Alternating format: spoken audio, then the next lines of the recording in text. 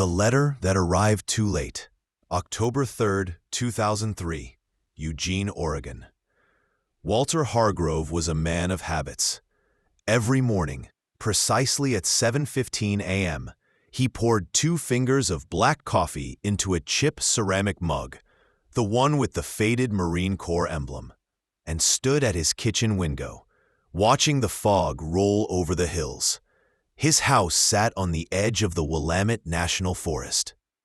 A modest, single story built with his own hands after he retired from the mill. He liked quiet, he liked trees, and he liked forgetting. At 71, Walter had grown used to silence. His TV remained off most days. He didn't own a computer, and though he had a landline phone, it rarely rang, except on the second Sunday of each month, when his niece from Klamath Falls would call and ask if he needed anything. He always said no. That Friday morning, he found something unexpected in the mailbox. Nestled between a utility bill and a coupon booklet was a pale blue envelope. The edges were yellowed, the paper delicate. No return address, just his name, written in soft cursive that made his heart stall. Walt Hargrove, 4048 Alder Creek Road, Eugene, Oregon, 97401. He turned it over.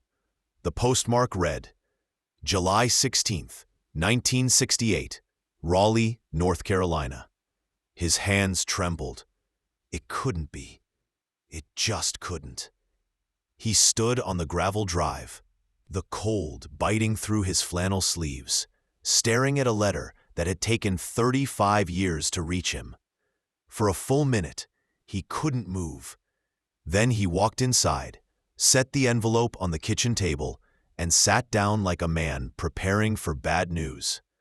Walter met Evelyn in 1966, 3 weeks before he shipped out to Da Nang. She worked as a nurse's aide at Wake Med Hospital, tall, dark-haired, with a voice as soft as the Carolina dusk. They had 1 month together. 1 perfect, borrowed month. They wrote letters after he left. Dozens, hundreds. He kept them in his duffel under the cot in his barracks. She wrote about thunderstorms and her mother's cornbread and a stray cat that kept appearing on her porch. He wrote about the heat and the boredom and the sick feeling that came just before a patrol. And then, in March of 1968, the letters stopped. No explanation, nothing. He wrote again and again.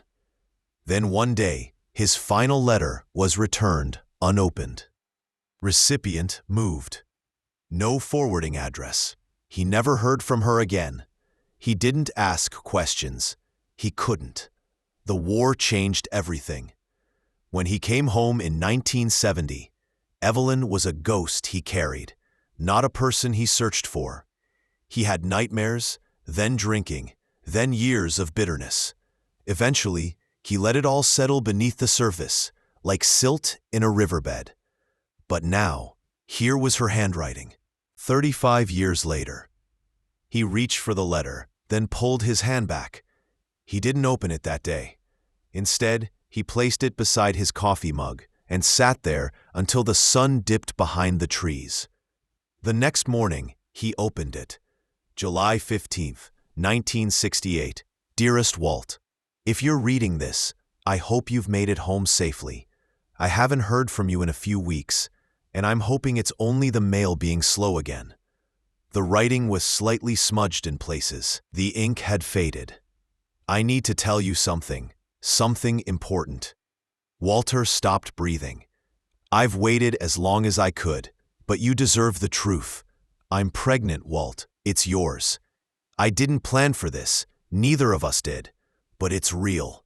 And I want you to know I'm keeping the baby. His eyes stung. If you want to be part of this child's life, I'll welcome you with open arms. But if you're angry or scared, or just can't bear it after everything you've been through, I'll understand. I just couldn't disappear without telling you. With love, always, Evelyn. He sat still for a long time, his hands trembling over the paper. Then he folded it carefully, reverently, and placed it back in the envelope. She hadn't disappeared. She had written, and the letter had simply never arrived. He stared at the kitchen wall, where the morning light traced shadows from the window blinds, and realized something he hadn't thought about in years. He might have a child. Somewhere out there, a person, grown now, maybe with a family of their own, might be walking around with his eyes, his name, his blood. And he had never known. He closed his eyes, clenched his fists, and let out a sound that was half sob, half disbelief. For the first time in decades, the silence felt unbearable. That evening, Walter sat at the edge of his bed, Evelyn's letter pressed against his chest like something sacred. The past, once neatly buried, now stirred with a weight he couldn't ignore. He had no idea where to start. Evelyn could be anywhere. And the child, his child, would be 35 now. Maybe older, depending on when she gave birth. He didn't even know if it was a boy or a girl. He glanced at the rotary phone on the wall. No numbers, no contacts, no internet. He wasn't even listed. Walter wasn't just out of step with the world, he was out of orbit. But that night, for the first time in years, he asked his niece something more than, "How's your husband? And are the kids still playing ball?" "Sarah," he said softly over the line, "I need your help. I need a computer." Sarah Wilcox drove down from Klamath Falls the next morning. She hadn't seen her uncle in nearly a year, and when she stepped through the front door and saw the letter on the table, she understood something had changed. He told her the whole story. Quietly, slowly, with long pauses where emotion clamped his throat shut. She didn't interrupt. She just listened. And then she opened her laptop. It wasn't much to go on. A name, a city, and a letter nearly 4 decades old. Evelyn, Raleigh, North Carolina. A baby born sometime in 1968 or 69. Sarah began with public records, birth registries, voter databases. Then she tried social media. She searched for Evelyn, paired with combinations of surnames Walter remembered from long ago. Harris, maybe, or Green. She tried obituaries, phone books. Nothing clicked. Walter sat beside her like a man watching a diver search for gold at the bottom of the ocean. "Try looking for a child born in 1969 in Wake County," he said after a long silence. "If she stayed there, maybe the kid did too." That led them to a record for a child born February 2nd, 1969. The mother's name was Evelyn Grace Harris. No father listed. Walter exhaled sharply. "She kept my name off it," he whispered, "to protect me. Or maybe she thought I didn't want anything to do with them." Sarah clicked deeper. The baby was a boy. Thomas Michael Harris. That night, neither of them slept. The next day, they found a trail. Thomas Harris had lived in Raleigh until 1987. Then, a DMV record placed him in Charleston, South Carolina. A high school yearbook photo surfaced. Tom Harris, class of 1987, wrestling team. Strong jaw, square shoulders, solemn eyes. "He looks like you," Sarah said softly. More digging revealed a business listing. Harris Marine Services, small repair company in Wilmington. The business was still active. A phone number, too. Walter stared at it. "Call?" Sarah offered. He shook his head. "Not yet." Instead, Walter wrote a letter. He sat down with a yellow notepad and a pen, the same way he'd written dozens of letters to Evelyn in the humid jungles of Vietnam. He tried a dozen false starts. "Dear Thomas, you don't know me. This will come as a shock." Eventually, he settled on something plain and true. October 5th, 2003. "Dear Thomas, my name is Walter Hargrove. I served in the Marines during the Vietnam War. In 1968, I had a relationship with your mother, Evelyn Grace Harris. I believe I may be your biological father. I only learned about you a few days ago. A letter from your mother, written in 1968, was lost in the mail and only just arrived. She told me about you. I never received her words until now. Please know this. I would never have disappeared. I never abandoned either of you. I just didn't know. I'm not writing to make demands. I'm an old man. I have no expectations. I just want you to know I exist. If you'd like to talk or meet, I'd be honored. If not, I'll understand. With respect. He mailed it 2 days later, and then he waited. Days turned to weeks. October bled into November. The trees turned red, then bare. Walter sat by the window every morning, watching the mailbox like it held the keys to everything he'd lost. Then, on November 14th, the phone rang. It was the number Sarah had traced to Harris Marine Services. Walter's hand hovered over the receiver. He picked it up. Hello? A pause. Then a deep, steady voice. Is this Walter Hargrove? Yes, it is. Another pause. This is Tom Harris. I got your letter. Walter's mouth went dry. Thank you for calling. A long silence. Then Tom said, I don't know what to say, but I think I need to meet you. The following Saturday, Walter stood on the train platform in Eugene, wearing his best shirt, light blue denim, pressed the night before, and holding a paper bag with a thermos of coffee and 2 sandwiches he hadn't touched. It was cold, drizzling lightly. He could feel the ache in his knees. The 742 from Portland pulled in right on time. From the second car stepped a tall man in his mid-30s. Dark brown hair, flecked with gray. Clean-shaven, broad shoulders, like Walter remembered from boot camp mirrors, and a quiet way of moving that didn't need attention. The man glanced around, scanning faces. Their eyes met.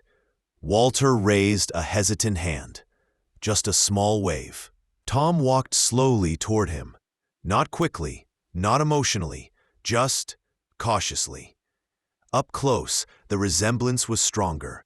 The same jawline, same furrowed brow, same way of standing just slightly back on the heels. You're taller than I expected, Walter said.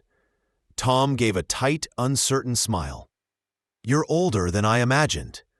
They didn't laugh, but they didn't look away either. They drove in silence for the first 5 minutes. Walter's old Ford truck creaked a little with every turn. Tom looked out the window, watching the evergreens rush past. Finally, Walter spoke. Your mom, Evelyn, she was a good woman. Tom nodded. She died in '98, he said. Breast cancer. I was 29. Walter gripped the steering wheel tighter. I'm sorry, he said. She meant a lot to me. I didn't know, not until the letter, Tom finished. Yeah. Another long pause. I wish she'd told me, Walter added quietly. Tom shifted in his seat. She almost did, once, when I was 17. But I got angry about something. Typical teenage stuff. She backed off, never brought it up again. They pulled into Walter's driveway, gravel crunching under the tires. The house looked smaller to Tom than he'd expected. Humble, tidy, smoke curling from the chimney, a swing hanging lopsided from an old oak out front. They stepped inside. Tom paused in the doorway, taking it in. You live alone, Walter nodded. Since '92, divorced, no kids. Tom raised an eyebrow. Well, one, maybe, Walter added, half a smile flickering. Over lunch, they talked carefully. Edges first, safe things, weather, work, Tom's business, how he started with nothing and built it up over 10 years. Walter's years at the lumber mill after the Corps, the price of gas, how the town had changed. They didn't touch the big things yet. Not until Tom stood near the fireplace and picked up the photo of Evelyn that Walter had placed on the mantel just the night before. She was smiling in the picture, young, radiant, sunlight catching the curve of her cheek.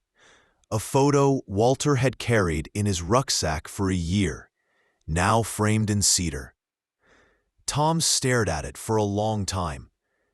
"I never saw her that happy," he said. Walter swallowed hard. "I never forgot her." Tom turned. His voice was quieter now. "Why didn't you look for us after the war?" Walter looked down at his hands. "I tried, for a while. But her letters stopped. Then mine came back. I thought she moved on, or didn't want me involved. That happens, you know. Guys like me, we didn't exactly come back easy." Tom nodded slowly. "She always said the war took something out of you men, something permanent." Walter nodded. She was right. That night, after dinner, they sat on the porch under heavy coats and watched the rain fall in sheets across the trees. "You ever wonder about your dad?" Walter asked. "Sometimes," Tom said. "But I figured if he wanted to find me, he would've." Walter looked away. "I wish I had. God, I wish I had." Tom leaned forward, elbows on his knees. "I didn't come here looking for a father," he said. "I've made my life. I've had good people around me. But when I read that letter, when I saw the date, 1968, it messed me up." Walter waited. Tom's voice cracked a little. "I was a newborn, and you were halfway across the world getting shot at." Silence. Then Walter sent something he hadn't said out loud in 40 years. "I loved her." Tom looked over. "I know." They sat in silence again, but this time it wasn't heavy. It was shared. Tom left the next day. He didn't promise anything. Didn't say, "Let's keep in touch." Didn't hug. But just before stepping onto the train, he turned and said, "I'll call you after Thanksgiving." Walter nodded. "I'll be here." And he meant it. Thanksgiving came and went. The phone didn't ring. Walter told himself not to hope. People needed time. Tom needed time. It had been 35 years of silence. It wasn't going to disappear in a weekend. But he still found himself looking out the window more than usual, watching for a car that never turned onto the gravel, checking the phone line to make sure it hadn't gone dead. On December 9th, at 6:14 p.m., the call came. "Hey, it's Tom." Walter straightened in his chair. "I didn't think you'd call." "I almost didn't," Tom said. "But I've been thinking about it a lot." A long pause. "I've got a son," he added. Walter blinked. "You do?" "Yeah, Michael. He just turned 9. The silence was soft and stunned. I'd like to meet him," Walter said. Tom hesitated. Then, "Yeah, I think that's why I called." They met at a park, halfway between Eugene and Reading, near a rest stop off I-5.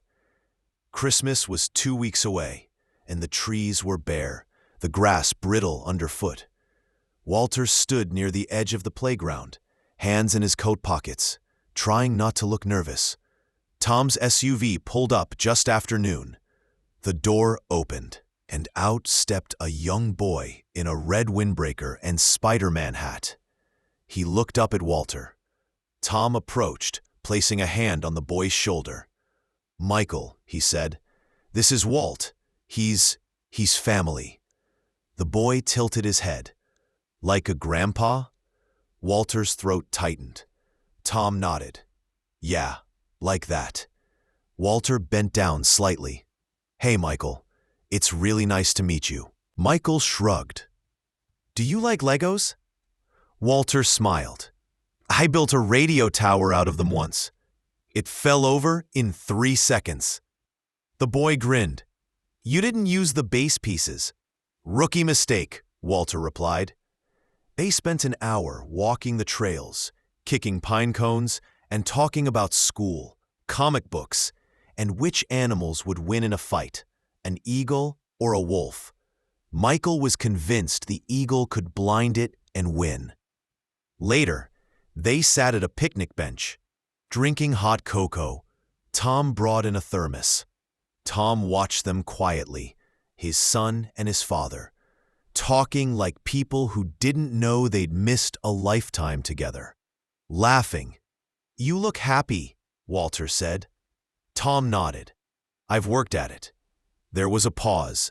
Then Walter added, "You're a good father." Tom looked down. "I had to learn how. I didn't exactly have a model." Walter's chest ached, but he nodded. "I know."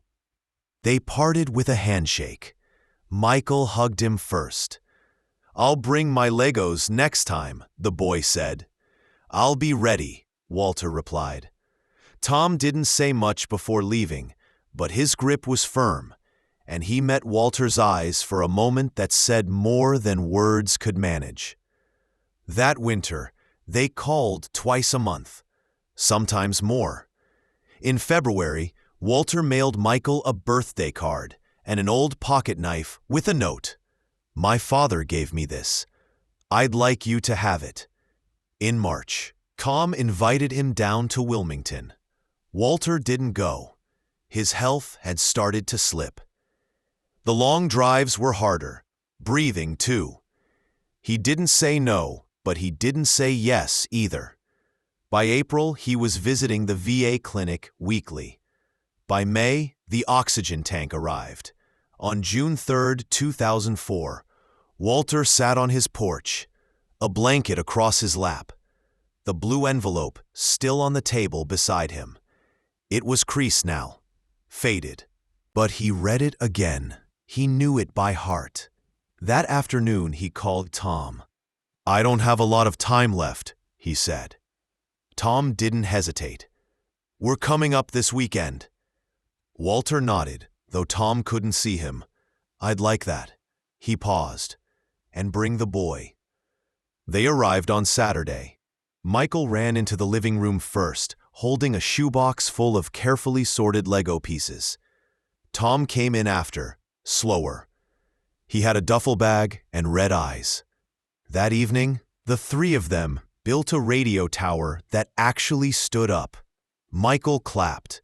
"It's stable." Walter smiled weakly. "We finally got it right."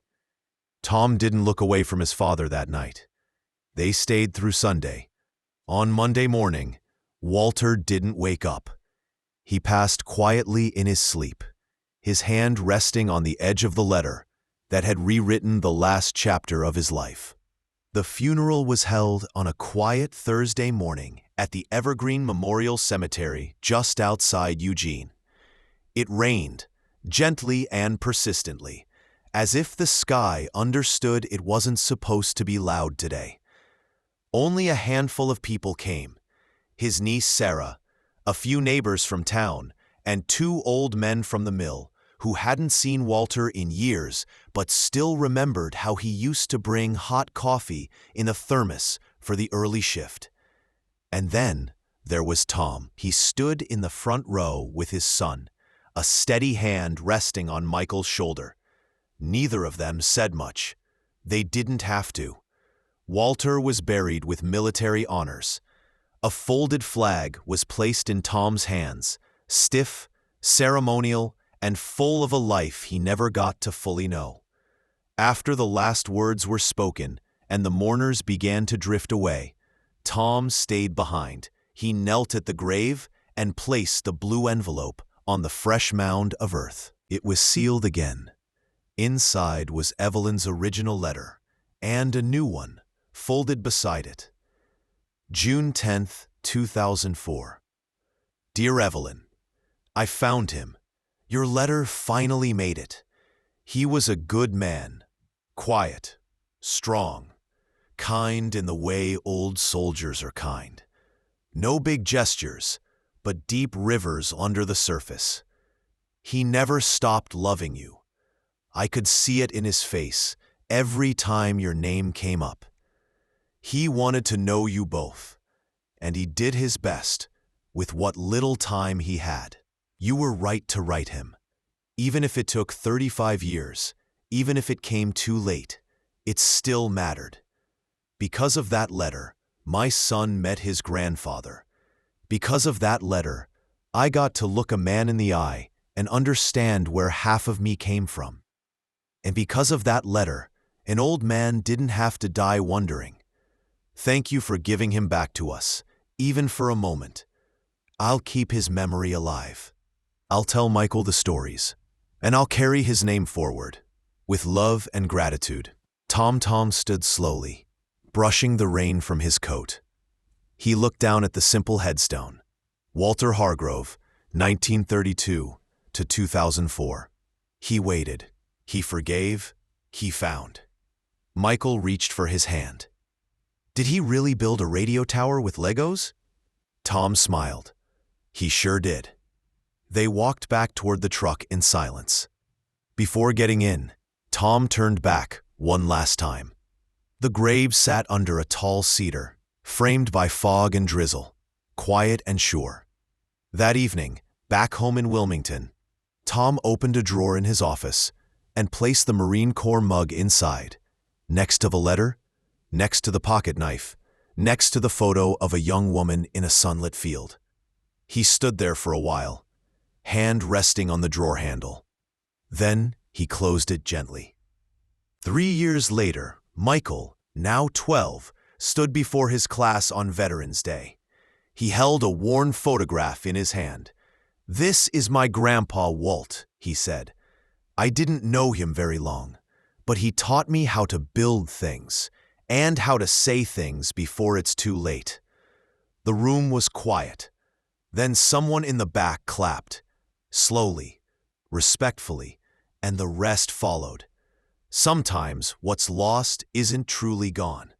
Sometimes even a late truth can heal what silence broke. Because love, whether in a letter, a photograph, or a child's voice, never really disappears.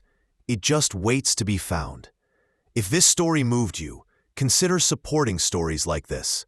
Like the video, share your thoughts in the comments, subscribe for more real stories that deserve to be heard. Because somewhere, someone is still waiting for their letter.